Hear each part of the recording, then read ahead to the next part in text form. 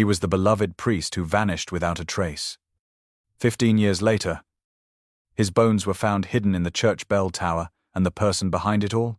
His own widow. But the real twist, she wasn't the killer. She was the only one brave enough to make the dead speak. Watch the full story. The silence she broke will echo forever. He screamed when the bone dropped at his feet from the rafters, and I heard it as I stepped out of my front porch holding my evening cup of tea. I had heard church bells my entire adult life, but this sound was different. I rushed barefoot across the dew-covered grass, ignoring the chill in the autumn air toward Trinity Church, where the children had gathered for their school field trip, and where I had spent most of my married life standing beside my husband, Father Elias Holloway, the pastor who disappeared 15 years ago without a trace. The children were crying now, huddled near the gates of the church, their teacher calling for the police and trying to calm them. I walked past her like a ghost, as if my feet knew the way better than my memory. I had not stepped inside that church in a decade, but the scent of wax and old wood had not changed.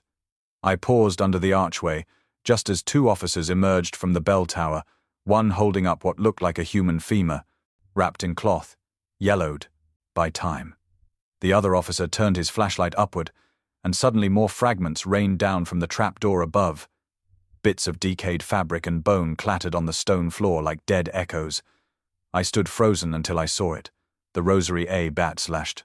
Wooden string of prayer beads carved by Elias himself, every Sunday evening under the sycamore tree behind our house. I knew every knot, every bead, and the small silver crucifix at the end was broken at the same angle it had been since the day I accidentally dropped it down the kitchen drain.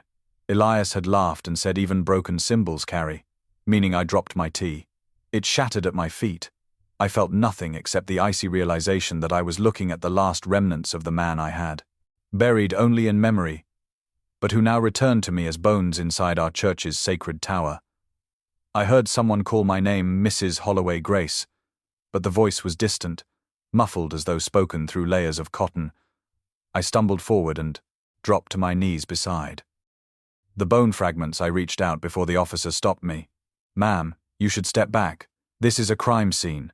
I looked up into his eyes, young, unsure, and hesitant, and I whispered almost to myself, "He is my husband, Elias Holloway.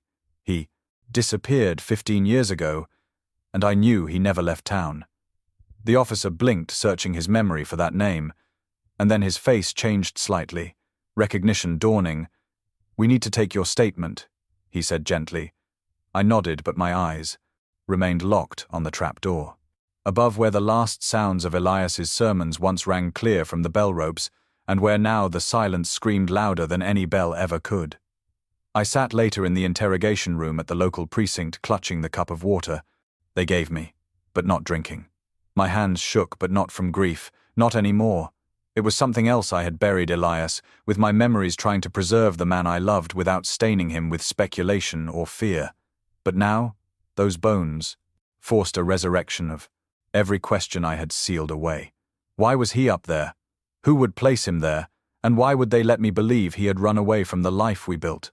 The detective asked me simple things. When did you last see your husband? What was he wearing? What was his state of mind? And all I could answer was that he had kissed my forehead that night like he always did, and told me that he was going to confront something at the church he had uncovered. He didn't explain.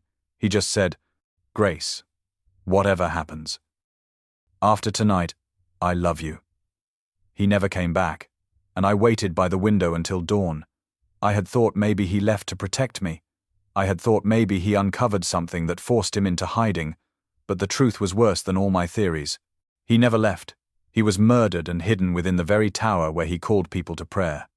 I was numb when I left the precinct, but as I walked the cobbled street back to my small house beneath the moss hanging from the oaks, something changed inside me.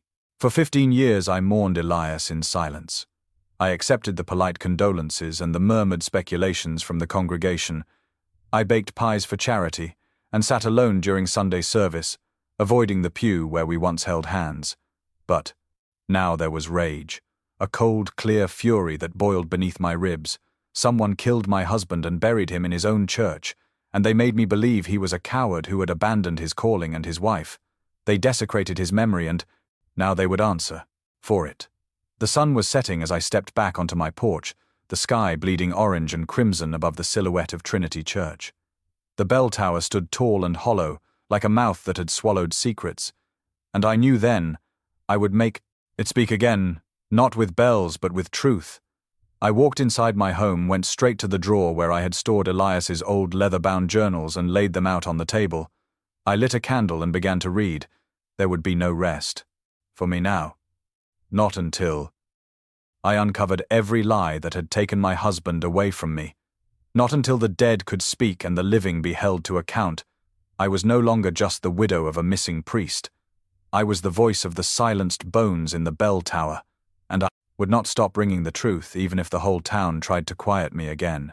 I was born Grace Louisa Holloway in a narrow clapboard house on the edge of Lake Pontchartrain, raised by a mother who believed in decency and a father who believed in silence. I learned early that grief was not something to be shown, only carried like a stitched hem beneath your best dress, never to be seen or spoken aloud. That's probably why I stayed in New Orleans. Even after Elias vanished, some women would have left. The city started over. But not me. I was his wife. Still am in all the ways that matter. People called me the widow of Trinity with that southern hush in their voice like pity wrapped in lace. They thought I didn't know, but I did. I knew they whispered behind my back, saying maybe Elias ran off with someone else, maybe he cracked. From the pressure of the clergy, maybe, just maybe, she drove him away with her silence. They called it mystery. I called it abandonment, because mystery is something that invites curiosity, but abandonment is a wound that never closes. My days were quiet. By design, I'd wake with the sunrise, make black coffee, and watch the shadow of Trinity's spire stretch across my kitchen floor. I never went into the sanctuary again after the 3rd year, not after they moved Elias's name from the bulletin board and removed his photograph from the vestibule. It was as though he never existed. Only the wind remembered his voice when it passed through the oak trees by the choir loft. But in that silence I built rituals. I would walk to the cemetery once a month, even though he had no grave. I placed fresh flowers under the sycamore we planted together and whispered the same thing every time. You're still here, Elias, and I still waiting. Sometimes I'd dream of him knocking at the door, soaked by rain, smiling that crooked smile, saying he'd only been lost, and could I forgive him? I always forgave him in those dreams. I stopped playing the piano the week after he disappeared. My hands couldn't touch melody without tasting sorrow, but I kept the bench polished and the music books untouched, as though waiting for his fingers to return and finish the hymns he'd half written. He had such a gift with notes. I had the gift of hearing what others missed, like the way he hesitated every time he said the bishop's name, as if bitterness caught on his tongue. The week he vanished, I remember he was different, not unkind, just distant. He'd stay up reading papers from the diocese, muttering under his breath, circling words in red ink, like a man tracing poison in a map. He didn't share much, only that. Something was wrong at Trinity. He said, "Grace, I think I'm about to become very unpopular." And I laughed, thinking it was just another disagreement over parish funds or youth choir budgets. But now, sitting in this empty house with bones in my church tower and Elias's rosary stained with time, I know he meant something deeper, something darker, and I had missed it because I was too busy surviving grief to question it. The morning after they recovered the remains, I stood in front of the mirror for the first time in years, really looked at myself. My hair was more silver than blonde, now my face thin from years of skipping dinner. I wore the same cardigan, had the day Elias went missing washed so often. It had turned from navy to ash blue. I looked like a woman who had frozen herself in time, unwilling to step forward without answers. I walked to Trinity, not through the front doors like a parishioner, but around the back, past the garden where the fig trees still bore fruit.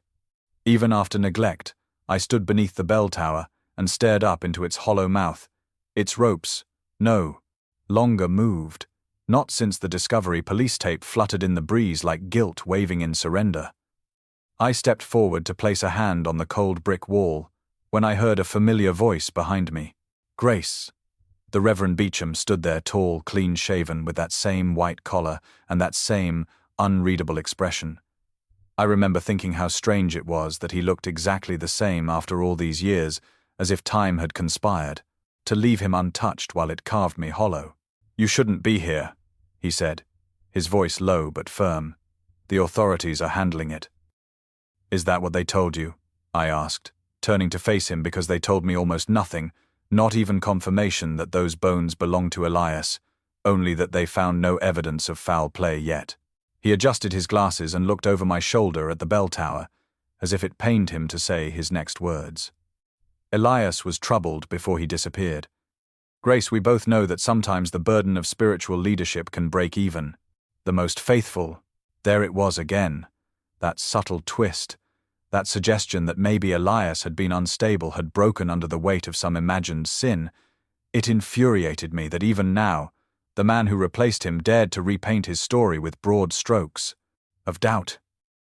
"You know as well as I do," I said slowly, that Elias was preparing to bring something to light before he vanished.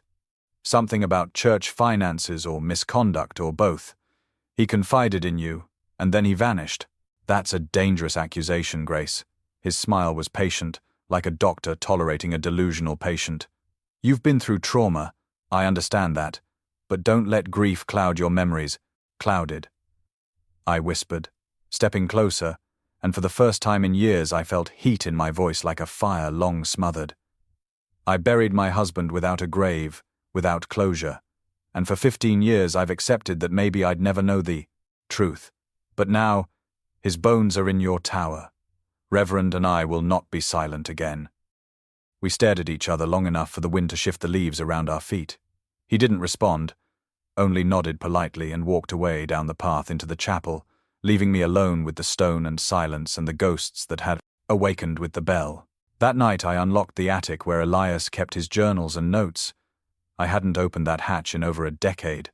The dust choked me as I climbed the stairs, but I found the box he kept hidden under the eaves labeled choir rosters, but inside were letters, old receipts, handwritten notes about parishioners, and a list of names I didn't recognize, each one marked with a red X, and the word missing. I sat cross-legged on the attic floor, holding those papers, trembling, not from fear, but from the feeling of doors opening behind every memory I ever tried to lock. I knew now that Elias had discovered something so dangerous it had cost him his life, and someone within Trinity wanted that truth to remain buried. But they made one mistake. They left behind the widow, and she was done being silent. They say power wears a smile in the South, and nowhere is that more true than in a church pew. Reverend Calvin Beecham wore his faith like armor, polished and unyielding his collar. Always straight his sermon notes, written in cursive, so elegant they could be framed. He was the kind of man who made widows feel seen and children feel hushed.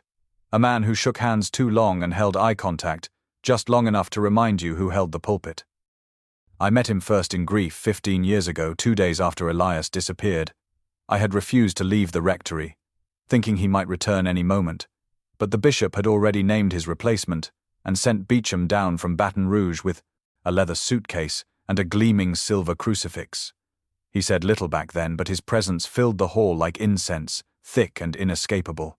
He came to my door that week, Bible in hand, eyes full of concern, and asked if I would vacate the rectory by Friday so he could settle in.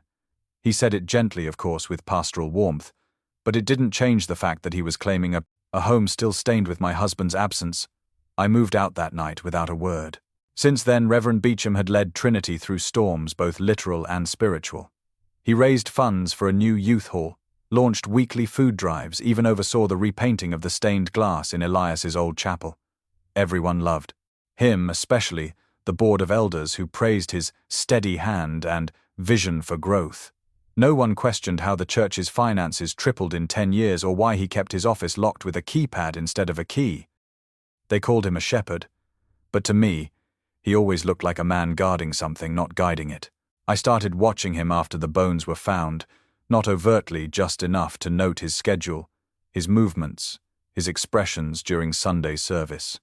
I returned to Trinity for the first time in over a decade, not to worship but to observe. I sat in the last pew dressed in grey, my hat low, my face unreadable. He saw me, of course. His eyes flicked toward mine, mid-sermon, but his voice never faltered. He preached that day on repentance, and how the Lord brings old sins to light, not to shame us, but to purify us. It was a convenient theme for a man whose past might be catching up to him. After the service, I waited until the crowd thinned before approaching the side entrance where his office lay. The security keypad blinked red as he entered the code. I noted the pattern, 3 digits twice, then 1. I didn't need the numbers. Yet, but I knew I would. He didn't greet me, just paused at the threshold and said, "You're relentless, Grace. That used to be a virtue in you, and you used to be a stranger," I replied flatly. He turned the knob and stepped inside, but not before saying, "Be careful what you dig up. Not all graves hold saints." I spent the next few days contacting old parishioners, the ones who'd drifted from Trinity after Elias vanished. Many were reluctant at first until I mentioned the bones in the bell tower. Then their voices softened. They remembered Elias, fondly said he'd been worried near the end, talking about strange expenditures and whispering that the church had rotted roots. One woman, Mrs. Jeanette Powers, said he'd asked her to make a copy of a ledger page the week before he vanished, but someone broke into her house and only took that page.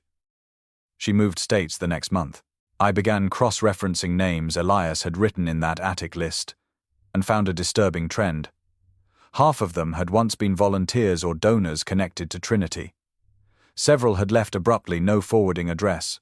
One man, Gregory Stiles, had been the church accountant and had been fired 2 weeks before Elias disappeared. There was no record of why. I drove to Stiles's last known address, a low brick house with sagging shutters in Metairie. A woman answered the door, cautious eyes behind thick glasses. She said Gregory had died 4 years ago, heart attack. At 52, I offered my condolences and asked if he'd ever mentioned Elias or Trinity Church. She hesitated, then nodded slowly. He said something once near the end about money going places it shouldn't, and that he couldn't live with what he knew.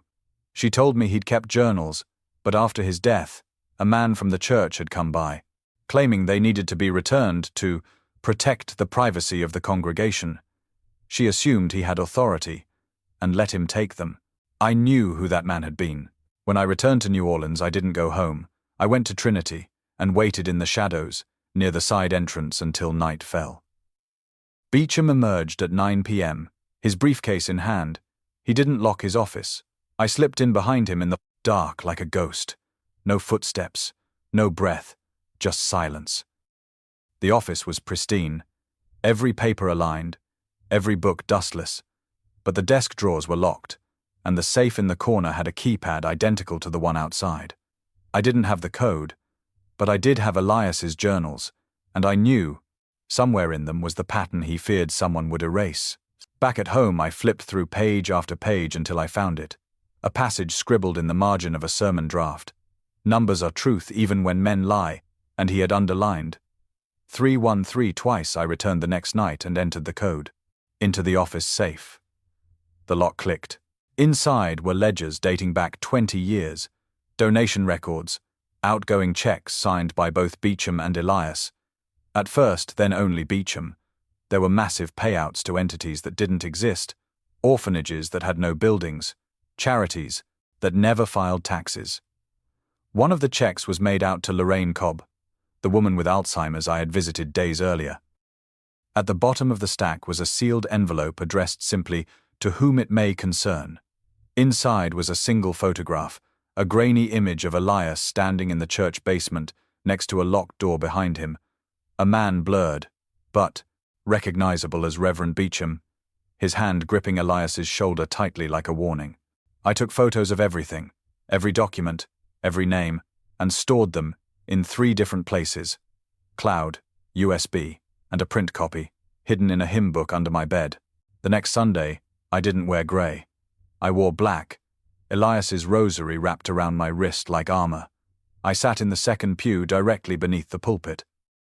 When Beecham looked down and saw me, his voice caught for the first time in 15 years, and I smiled, because I was done watching. Now I was ready to speak. The first candle I lit that evening was not for prayer, it was for war. I placed it on the old iron tray near Elias's picture in my hallway and watched the flame catch slow and steady like the fire growing inside me. For 15 years I had mourned in silence, worn my grief like a wool coat in summer, never removing it, never questioning who had wrapped it around me in the first place. But now I knew. Now I saw it all as clear as the names on the fraudulent checks in Reverend Beecham's safe. I spent the next 2 days gathering strength, not just evidence. I revisited my husband's sermons, especially the final 5, the ones he had written in frantic cursive with words crossed out, and rewritten as if he were struggling to say something without saying it outright. There were recurring phrases: roots gone sour, soil poisoned from within, faith without honesty is a hollow bell. I understood now what he had tried to warn us about. But the town didn't want truth, not when it threatened their Sunday routines and charity luncheons. They wanted peace, the kind that came with polite smiles and organ music, the kind that buried bones instead of asking how they got there. The first sign of pushback came as a letter slipped under my door. No return address, just my name written in careful script. Mrs. Holloway. Inside was a single sentence typed on plain paper: "Stop before your grief becomes something uglier." The word grief was underlined 3 times, as if to remind me that I was still just a widow, not a witness, not a threat. I burned the letter in the same tray where Elias's candle still flickered. The second sign was more public. I arrived at Trinity midweek hoping to speak with the Board of Elders, only to find the gates padlocked and a sign posted on the fence: Reading Trinity temporarily closed for renovations by order of the diocese. I knew it was a lie. There had been no budget passed for renovation, no announcement from the bishop. This was Beecham tightening the circle, locking the doors around the truth. I went to the police with my files, the photocopied ledgers, the list of missing names, and even the photo from the safe. The detective assigned to the case, a young man named Grayson, looked skeptical as he skimmed through the documents. His face polite, his tone practiced. "We'll look into this, Mrs. Holloway." But as of now, the autopsy report on the bones found no signs of trauma, no proof of homicide. "No proof," I hissed. "You found a man's skeleton sealed in a bell tower with no exit, no access, and no reason to be there. You think he just wandered up and died of sadness?" He raised his hands. "I understand how emotional this is." "No," I said firmly. "You understand how inconvenient it is. That's different." He told me he'd follow up, but I knew that, look, the one that says we'll wait until this woman tires herself out and returns to knitting and silence. But they didn't know me, not anymore. I reached out to local reporters, only to be met with polite refusals and veiled warnings. The story wasn't verified.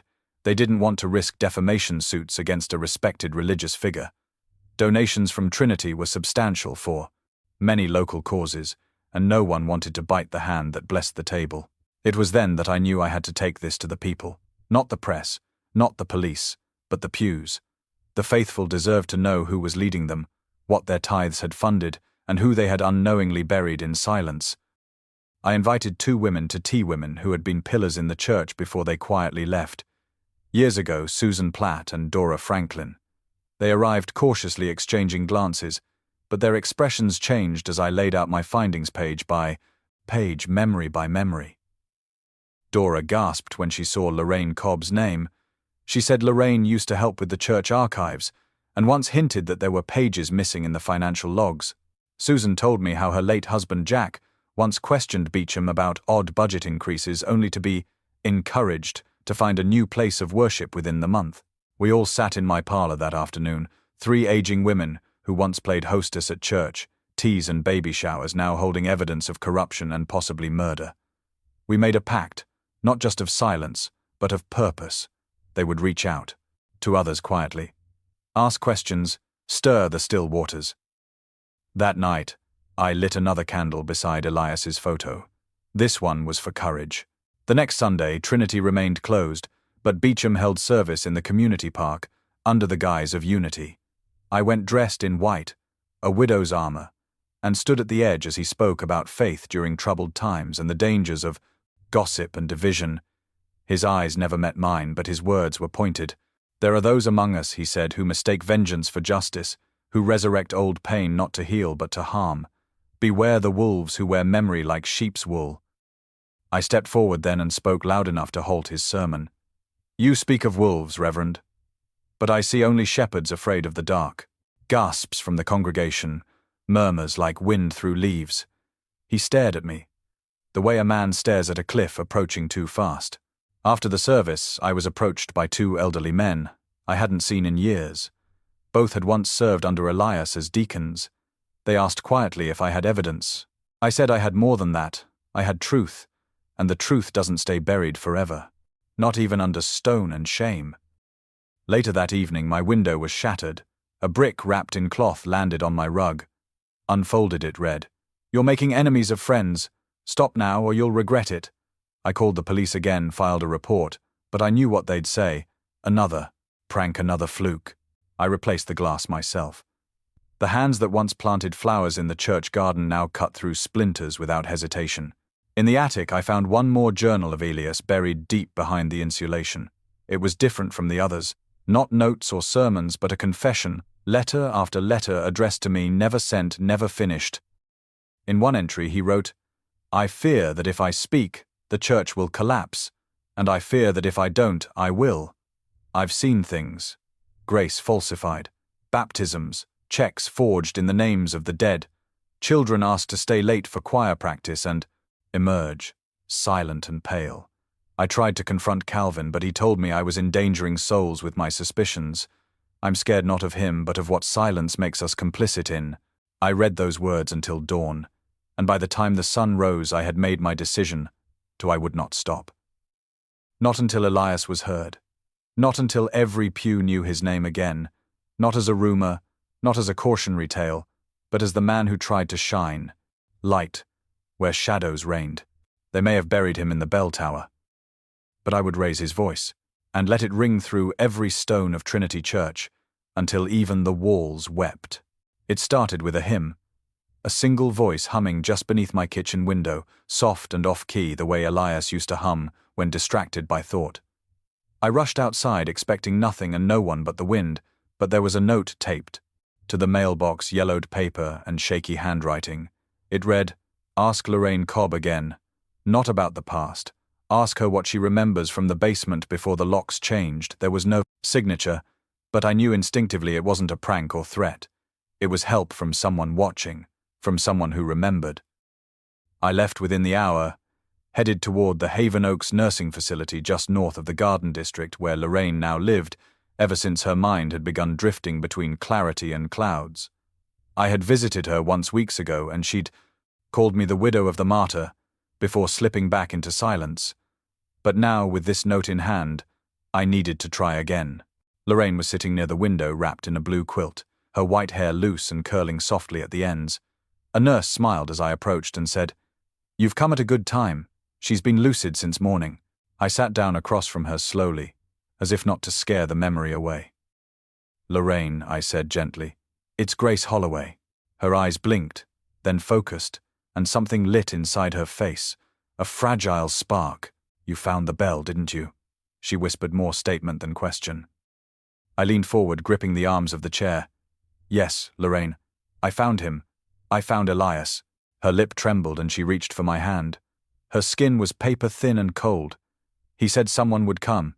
Eventually," she murmured. "Someone brave enough to finish it." "Finish what?" I asked. She looked toward the hallway before leaning closer. Her breath smelled faintly of mint and medicine. "They used to meet in the basement, not the chapel, not the boardroom. The real business happened below." She paused, drawing invisible circles on her blanket with a trembling finger. "There's a panel behind the baptismal font. Push the cherub's nose. It opens to a staircase. A secret passage," I said, more to myself than her. She nodded. "I was the keeper of archives back then. I catalogued the deeds, donations, birth records. But one day I found a folder full of duplicate donation receipts. Same names, same amounts, but sent to different locations. I showed Elias. He said he'd confront Beecham. I remembered the photo I found in Beecham's safe, Elias with his hand gripping the blurred shoulder. "What else do you remember, Lorraine?" I asked softly. She glanced around nervously, lowered her voice like a child sharing a secret. "The night Elias vanished, I heard the bells ring after midnight just once. A single toll, I thought. I dreamt it. But the next morning Beecham came to me, told me to resign, said I was too old and confused. He offered me a retirement stipend, told me to sign a paper that said I'd misplaced some records. I signed it, Grace. I signed it all. Tears welled in her eyes, and I grasped her hand tighter. "It's not your fault," I said. "You did what you had to survive." She nodded slowly, but wouldn't meet my gaze again. I returned to Trinity just after dusk, slipping through the rear alley where the iron gate was slightly ajar. The building was supposed to be closed under renovation, but the lights glowed faintly inside shadows passing between stained glass, like ghosts playing in old memory. I moved through the chapel in silence, remembering the weight of Elias's hand in mine as we used to kneel at the altar, remembering the choir's voices swelling in harmony above the organ's breathless sigh. I approached the baptismal font and I found the cherub carved into the side, its nose worn from years of polish. I pressed it gently. There was a soft click. The panel to the left shifted inward, revealing a narrow staircase of stone spiraling into darkness. My heart beat like a funeral drum, but I descended anyway, holding my phone flashlight out before me as the air grew colder, damper, more ancient. At the bottom I found a door iron banded and sealed with a modern padlock. I expected that, but I also found something else. A bench, and a single chair bolted to the floor, and beside it, shackled to the wall, an old cross twisted and darkened by fire. This was no storage room, this was where they interrogated someone. Maybe Elias, maybe others. There were papers on the bench, torn pages smeared with ink. I picked one up and held it to the light. It was a confession, signed only with initials E. H. It said I discovered inconsistencies in the church's donations. These accounts lead to shell organizations with no visible charitable work. When I questioned Reverend Beecham, I was threatened with excommunication. I believe I am in danger. I will not run. I cannot betray my calling. My knees gave way and I collapsed against the wall, sobbing. He knew they had threatened him, and he stayed anyway. Stayed for the sake of truth, for the faith, for the people who trusted him. I copied every paper, every page, every scrap, and locked the room behind me. Back home, I laid the copies out on the dining table and stared at the truth arranged like puzzle pieces, each one darker than the last. Beecham had turned Trinity into a money laundering machine, laundering not just donations, but perhaps silence, abuse, complicity. I didn't know yet what the full extent was, but I knew enough to burn down the lie that was his sanctified reputation. I mailed one set of copies to an independent investigative journalist. I trusted an old student from my teaching days, now working for a national outlet. I told her to wait for my signal before going public.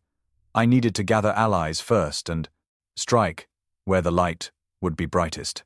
That Sunday, I sent out anonymous letters to a dozen former parishioners, the quiet ones, the doubters, the ones who had left without explanation.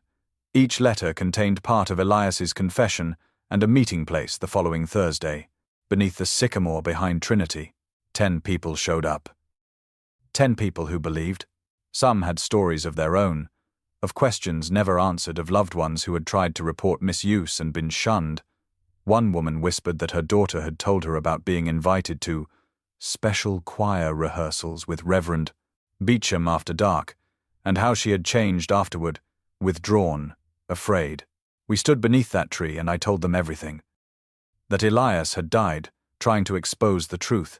That Beecham had buried him in the tower like a trophy, like a warning, that I would not rest until the church was cleansed from its roots.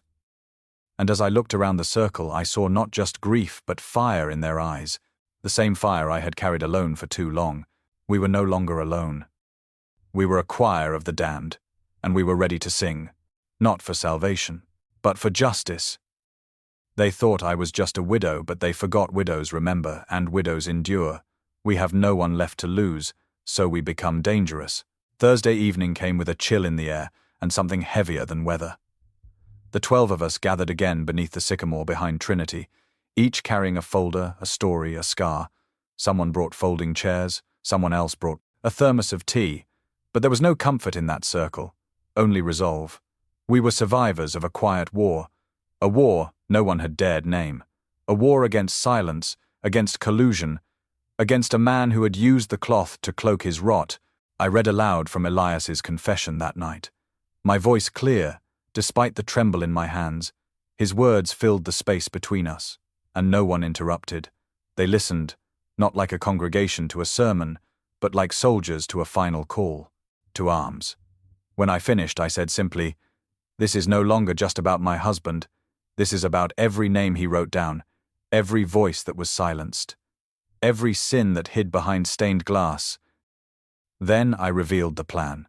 The journalist I had contacted, her name was Melody Grant, had already verified the forged donation records and was prepared to publish a full exposé, complete with scanned documents, interviews, and an audio clip from Elias's last sermon. One I found on a dusty cassette tucked into the back of his bookshelf, labeled simply, "For Sunday." But I wasn't going to let a newspaper bear the whole weight of truth. I needed it to be heard by the very people who once turned away.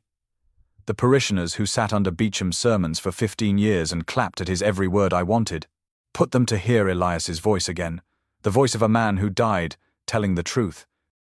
So we planned a service, a memorial, a reckoning. Sunday morning, I dressed in the same navy dress I had worn the day Elias was ordained as a priest. It no longer fit perfectly, and the sleeves were tight, but I wore it anyway. I pinned his rosary to my chest like a badge, like a wound. The church was still officially closed, but word had spread. People gathered outside the gates, curious, cautious. Some came because they had heard whispers. Some came because they loved Elias. Some came just to see the spectacle. Melody was there with her recorder already rolling. The gates opened at 9 o'clock, not because the church allowed it, but because the locks had been quietly undone the night before by one of our own. Inside the sanctuary nothing had changed. The pews still shone with worn varnish, the stained glass still threw fragments of light onto the altar, but the air had shifted. It no longer belonged to Reverend Beecham, it belonged to the truth. I stepped to the pulpit, not as a preacher, not as a speaker, just a woman with something to say. I looked out at the faces that once turned away from me after Elias disappeared, and I said, "My husband, Elias Holloway, was not weak, he was not broken, he was not absent, he was murdered." Gasps rippled like thunder. I told them about the false ledgers, the disappearing names, the locked basement. I held up Elias's confession, trembling slightly as I read. And then, I did what I had never thought I'd do. I pressed play on the old recorder. Elias's voice crackled to life over the chapel's speaker system, husky, warm, unmistakable. He spoke of betrayal and courage, of the weight of leadership and the pain of truth. He did not name names, but he made it clear what he had found and what it had cost him. By the time the tape clicked off, no one was blinking. Beecham stepped into the sanctuary, then late deliberate, still dressed in his clerical collar. He walked straight to the front, his face unreadable, his eyes scanned. The crowd then landed on me. "This is blasphemy," he said calmly, like he were correcting a child. "You desecrate this space with slander and conspiracy. You sully the memory of a troubled man." I held his gaze. "You're right," I said. Elias was troubled, but not by his own demons, by yours. Gasps again, and this time whispers turned to murmurs, and murmurs to shouts. Someone yelled, "What about my son's baptism? Was that real?" Another cried, "I donated to the orphanage in his name. Where's that money?" Beecham raised his hand as if to silence them, but his authority had already shattered. He turned to leave, but Melody stepped forward, camera in hand, and said, "The police have already been notified. We have your signatures, we have financial records, we have Lorraine Cobb's statement, and we have this congregation." He stopped mid-step. For the first time in my life, I saw fear in his eyes, real and raw. As if on cue, the side doors opened, and two plainclothes detectives entered, one holding an arrest warrant. One read him his rights, while the other gently guided him forward. His hands trembled, but he said nothing, not a word, as they cuffed him, before the very pews he once stood above. As he passed me, he paused and whispered, almost mournfully, "You think this ends with me?" I met his eyes. "Not ends," I said, "begins." When they took him away, the sanctuary remained. Still, no applause, no outrage, just silence. The kind of silence that follows lightning. Later that day, the news broke. Melody's article went live, and within minutes, Trinity's name spread across headlines. Elias's voice echoed across radios, social media, even national news anchors reciting his final words. "My truth is not just mine, it belongs to all who have suffered under shadows disguised as sanctuaries." In the evening, I returned to the bell tower alone, climbing the stairs slowly, each one groaning under the weight of memory. I placed fresh lilies beside the place where they found him, then knelt. "You did it, my love," I whispered. Your voice was louder than their walls. The wind shifted through the slats and the bells moved gently, not by hand, but by air ringing faintly as if saying, Amen. For the first time in 15 years I felt him not as memory but as presence. Not gone, but here watching steady free. And I knew. The choir of the damned had sung their final note, and now it was time. To rebuild something holy from the ruins. The headlines read like hymns of reckoning. Reverend arrested. After 15 years of silence, broken by widow. Bones in bell tower, confirmed to be missing priest Elias Holloway. Trinity Church. Scandal unravels. Decades of corruption. But truth is never a neat headline. Truth is what I carried in the creases of my palms every time I touched Elias's rosary, what I saw in the faces of those former parishioners standing shoulder to shoulder with me outside the courthouse as Reverend Calvin Beecham was led in through the side entrance in cuffs, his once polished shoes dulled by shame. I stood still among the crowd that morning, my old blue coat buttoned tight, the Louisiana sun too bright for a funeral, but that's what it was. A funeral for the lie that Trinity had lived on for 15 years. A funeral for the reputation of a man who cloaked abuse in verses and moved money like wine in golden cups. He did not look at me, not once. Not when I entered the courtroom and sat in the front row. Not when they read the charges aloud. Not when they unsealed the financial documents that showed millions funneled into ghost charities. Not when the forensic report revealed the truth. Elias Holloway had not died by accident. He had been struck in the back of the skull. The wound had been hidden beneath decomposition, but the shape was unmistakable. A blow by a metal object, heavy, sharp, deliberate. A crucifix was missing from the wall of the secret basement. That was all the jury needed. But I didn't need the conviction. I had already buried Elias once with doubt and silence. I wasn't going to bury him again under someone else's version of closure.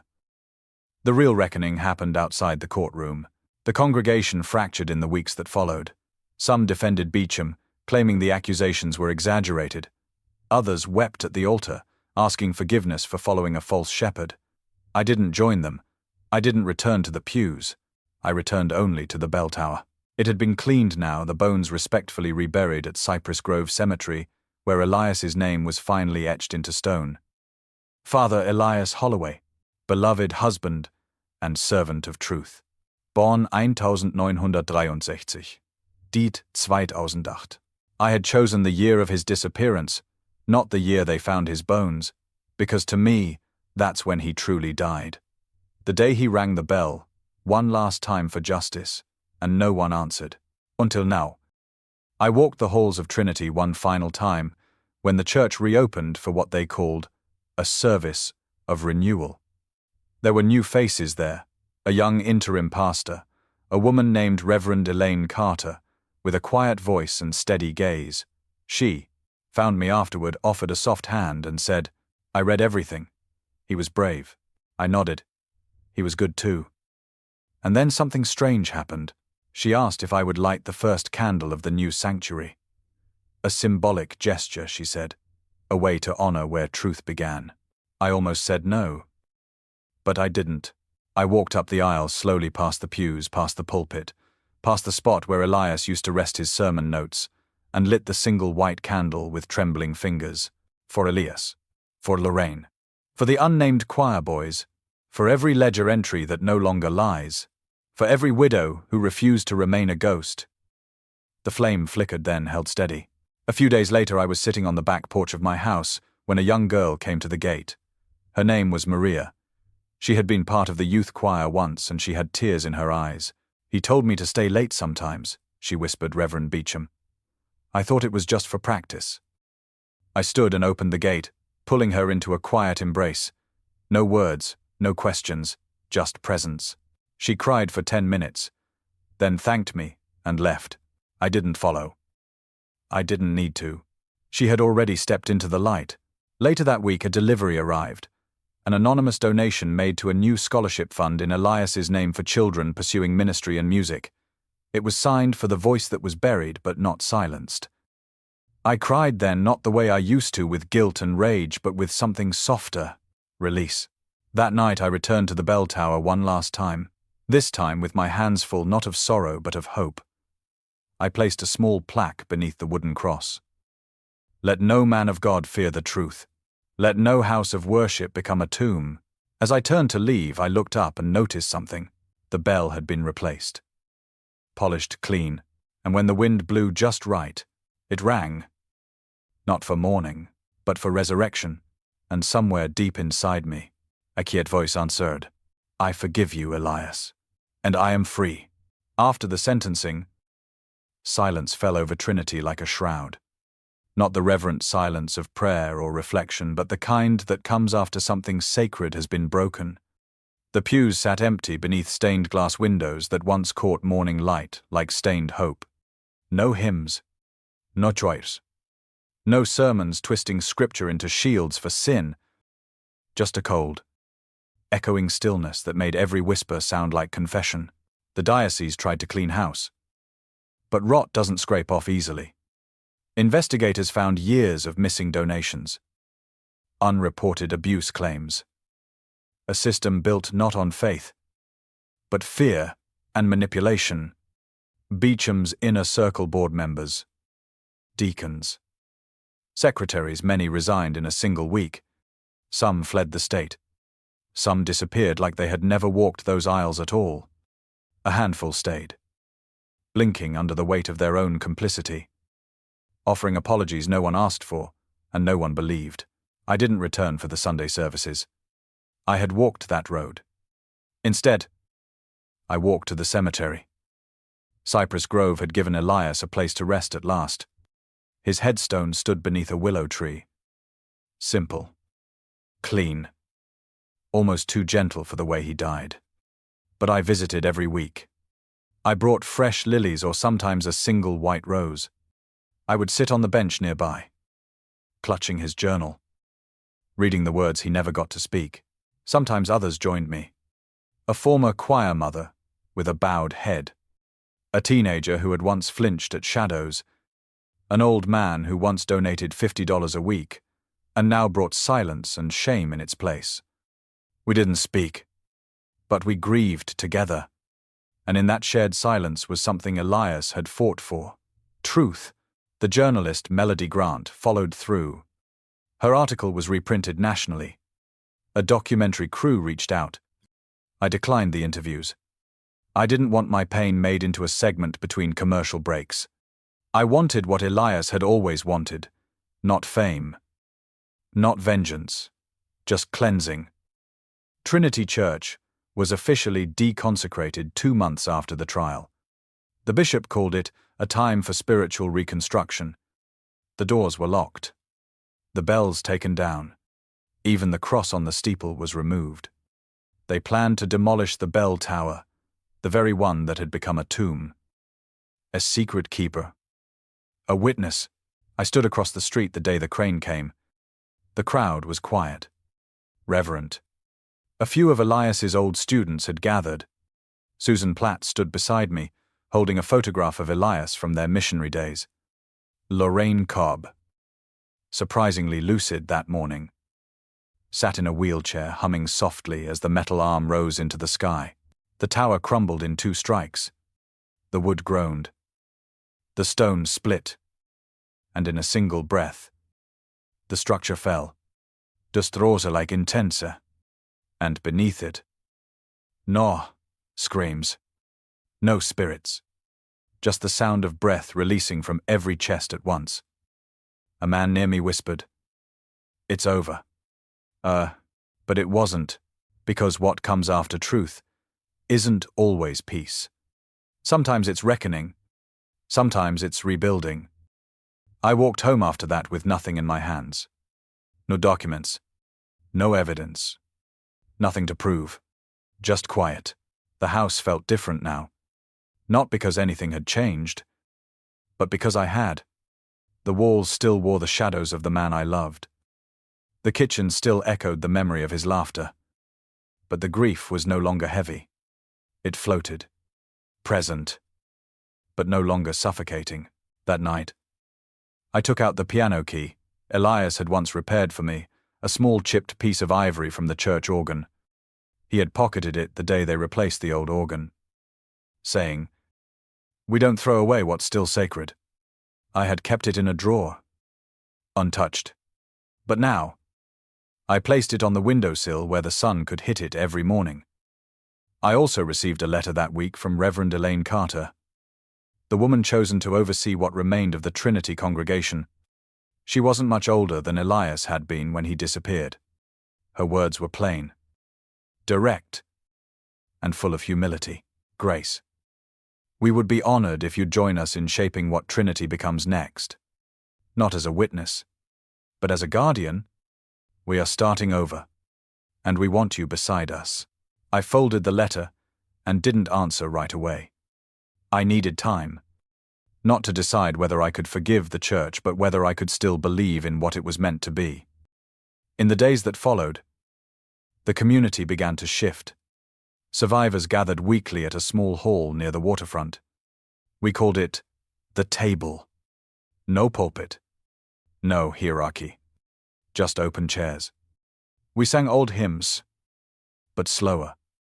We prayed, but without guilt. We shared stories, some jagged and painful, others tender and light. One evening, a boy stood up, barely 17, shoulders tense. He looked down and said, "Father Elias once told me I could sing even when I was afraid. I believed him more than I ever believed God." Oh, then he sang. Off-key. Cracking. Beautiful. That was the moment I said yes. Yes to rebuilding. Yes to remembering. Yes to carrying Elias's voice forward, not as an echo, but as a living note. I became part of the new board. Not to lead, but to guard, to remind them what happens when silence becomes policy and shadows become sanctuary. We kept one stained glass window from the old church. Not in the building, but in the hall where we met. It showed Elias holding a book, not a Bible, but a journal. His journal. And the light through that window spilled across every face who entered. The shadow of Trinity had fallen, but in its place, something braver stood. Not a church, a chorus. The first service at the new Trinity Hall didn't begin with a bell. It began with breath. A hush fell over the 100 or so people gathered in that renovated community space where walls were painted soft cream and no cross loomed above the altar.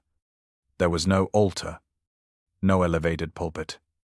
Just a wide circle of chairs beneath warm hanging lights and the soft hum of a piano tuned not to command, but to invite. I stood near the back, hands clasped over Elias's old rosary, the one still missing the broken bead, polished now from years of trembling through my fingers. Reverend Elaine Carter welcomed everyone with a quiet nod. She didn't wear robes, just a simple blue dress and a smile that had known grief. She opened, not with scripture, but a story about Elias, about how he once gave a sermon with no notes and still moved the entire congregation to tears. She said, "It wasn't because of what he said. It was how he carried it. Like truth wasn't heavy. Like it belonged to everyone." A child asked to sing next. A girl, no older than 10, with braids and bare feet. She sang "This Little Light of Mine," and her voice quivered, but didn't falter. And when she finished, no one clapped. They simply placed their hands over their hearts. That was the new Trinity. No bells, just hearts ringing. Later, I walked around the perimeter of the hall, fingers grazing the photographs placed on the walls. There were no portraits of bishops or head pastors. Instead, there were images of the congregation itself smiling, weeping, rebuilding. In the far corner was a framed copy of Elias's final confession, printed in soft sepia. Not to shame, but to remind. Above it was a quote, "Let the bells ring where truth is brave enough to speak." Beneath that frame, fresh lilies had been placed. I left the hall that night not feeling drained, but light. Not because pain was gone, but because it had been shared. The next day, a construction crew returned to the original grounds of Trinity Church. The tower was gone. Yes, but the chapel's foundation still stood. The diocese had made the decision to preserve one piece, a single column from the sanctuary arch, and beside it, a memorial garden was to be planted. I was invited to lay the first stone. I went alone. I brought nothing but the chipped piano key. They asked if I wanted to say something. He hesitated, then cleared, and placed the key at the base of the stone marker. I lost him here, I said aloud, but I found my voice. I turned and walked away, leaving the key behind. In the weeks that followed, things bloomed. Literally, the garden took root. Local schoolchildren painted stones with words like hope, courage, listen. Music classes returned. I began teaching again just once a week, choral harmony for young voices. We sang softly at first, tentative, but then they asked about Elias, who he was, what he was like. I told them about how he always let the youngest choir member start the warm-up, how he never corrected someone for being off-key, he just sang beside them, steady, until they found their note. One evening, one of my students, an 8-year-old boy with thick glasses and a stutter, stood up during practice and said, "Miss Grace, I think Father Elias still listens to us. That's why we gotta sing right." Huh. I nodded, throat tight. "We don't have to be perfect," I said. "We just have to be true." Oh, that night, I opened the last letter Elias had ever written to me, one I'd kept sealed in his journal. Afraid of what it might say, the envelope was brittle. The ink faded. But the words were clear. "My Grace, if you are reading this, something must have happened. I don't know what. But I know you. You will carry it. You always do. But don't carry it alone. If they silence me, don't let them silence my purpose. Speak for me. Fight not for my name, but for the ones I failed to protect. I was late to see it. But you never are. You have always seen through shadows. You are not just my light. You are the bell that never needed a tower to ring. With every breath I had left. Elias." I held that letter against my chest for a long time. And then, I rang the bell in my own way. I took it to the paper. I wrote an open letter. Not just about Elias or Beecham or Trinity, but about every institution that fears transparency, about every person who doubts their voice matters, about every widow who is dismissed as grieving and fragile, when in truth, we are history's archivists. We remember. And we endure. The article went viral. I didn't expect it, but I welcomed it. Survivors began writing to me. From other towns, other churches, other lives. They said they never thought they'd speak. But now, maybe they could. One day, I received a letter with no return address. Inside was a single sentence, written in handwriting I didn't recognize. He rang the bell. You let it echo. No signature, no need. Some truths belong to all of us. As the seasons turned, the garden bloomed into full color. The memorial stone bore no name, just an inscription. Here once stood silence. Now stands courage. Children played tag between the lilies. Choirs sang in the new hall. And me? I stood quietly. Always watching. Always remembering. Not grieving. Witnessing. Because resurrection doesn't always mean coming back to life. Sometimes it means planting what was lost and letting it grow. It happened on a Thursday afternoon, late spring, when the air in New Orleans was thick with magnolia and memory. I was walking home from the community hall, my bag full of sheet music and new crayons gifted by the children, when I heard the sound, faint, clear, impossible, a single bell tolling from the direction of the old Trinity grounds. I froze mid-step, the sunlight slanting across the sidewalk, time holding its breath. There had been no bells at Trinity since they took down the tower, but still it rang. I turned, heart thudding, not from fear but from something more sacred. The sound came again, soft and unhurried, as if rung not by rope or ritual, but by remembrance. I followed it, my footsteps quickening past the iron fences, through the garden gate, across the newly planted wildflowers. There, beneath the willow tree that shaded Elias's headstone, stood a boy no more than 12, with one hand resting on a small bronze bell recently installed as part of the memorial. He looked up when he saw me. "Ma'am," he said.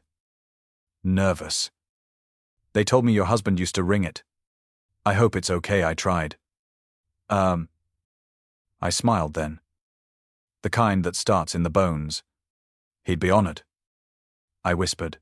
The boy nodded and returned to his mother waiting nearby. I sat down on the stone bench, placed my palms against my knees, and let the silence settle again. So this was it. Resurrection was not a miracle. It was a seed buried in grief, watered by rage, and grown in truth. I remember the day the State Commission declared a formal investigation into all diocesan records in Louisiana.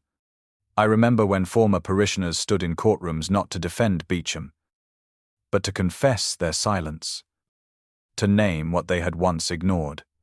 I remember the teachers who asked to include Elias's story in their ethics classes. I remember Lorraine Cobb's final days, how she held my hand and whispered, "I got to see the ending. Thank you, but mostly, I remember how I changed. I no longer flinched at church bells. I no longer shrank at the mention of Elias's name. I wore my widowhood not as mourning, but as armor. They thought I was a grieving woman. They thought grief made us small, but grief teaches us to endure, to persist, to ring louder. One morning, I found a note slipped beneath my door. No signature, just 5 words. Written in block letters, "You rang the bell first." I pinned it to my kitchen wall, next to the last photo of Elias, the one where he stood laughing beside the youth choir. Sleeves rolled, dust on his shoes, life in his eyes. Later that summer, we held a memorial concert in the new hall. The children sang. The piano keys were a little sticky from lemonade spills, but the notes were true. I sat in the front row, holding a program printed with Elias's favorite hymn, and then they did something unexpected. They paused and played a recording Elias's voice. The one I had found on the old cassette. Not the confession. Just a moment. A snippet, where he said during rehearsal, laughing, "Don't worry about being perfect. Just don't sing with fear." Every child smiled. Some cried. I did both. That was the legacy. Not perfection, not purity, but courage. After the concert, a young woman approached me. She had freckles and strong shoulders. She had once been silent at Trinity. Too young to understand. Too scared to speak. Now she held out her hand and said, "I work with survivors now. We're forming a network. We call ourselves the Bell Choir." "Oh?" I held her hand, firm and steady.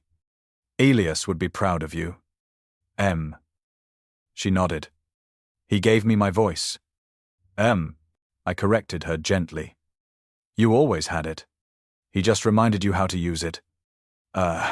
She smiled, then whispered, "You reminded me how to never lose it again." I walked home under a sky soft with dusk. The world was quieter now. Not because evil was gone, but because truth had filled the spaces where lies once echoed. Back in my house, I lit a candle, the last, in a long row of wicks that had burned over the years for sorrow, for justice, for remembrance. This one I lit for peace. And I wrote one final line in Elias's journal, now worn at the corners and full with ink and breath. "You spoke first. My love, but I rang the bell. And the world answered. In the end, New Orleans Trinity Church, bones in bell tower. Widow of former priest behind it. All was never just a story about a crime. It was a story about silence. And the woman who dared to break it. About how faith, when twisted by power, we can bury not just bodies, but truth, dignity, and the voices that once cried for justice. But it's also a story of resurrection, not of the flesh, but of integrity. Grace Holloway showed us that even after 15 years of doubt and grief, it's never too late to stand up, speak out, and ring the bell that others tried so desperately to muffle. The lesson here is clear. Institutions may fall, reputations may burn, but truth endures when someone has the courage to carry it, especially someone the world underestimated. Because sometimes, the most powerful revolutions begin with a single voice saying, "No more." If this story moved you, if you believe in the strength of truth and the power of one voice to change everything, then don't keep it to yourself. Subscribe for more powerful stories like this. Comment to share what part of Grace's journey resonated most with you. And share this story with someone who needs to be reminded that silence is not peace, and that even after darkness, a bell can still ring.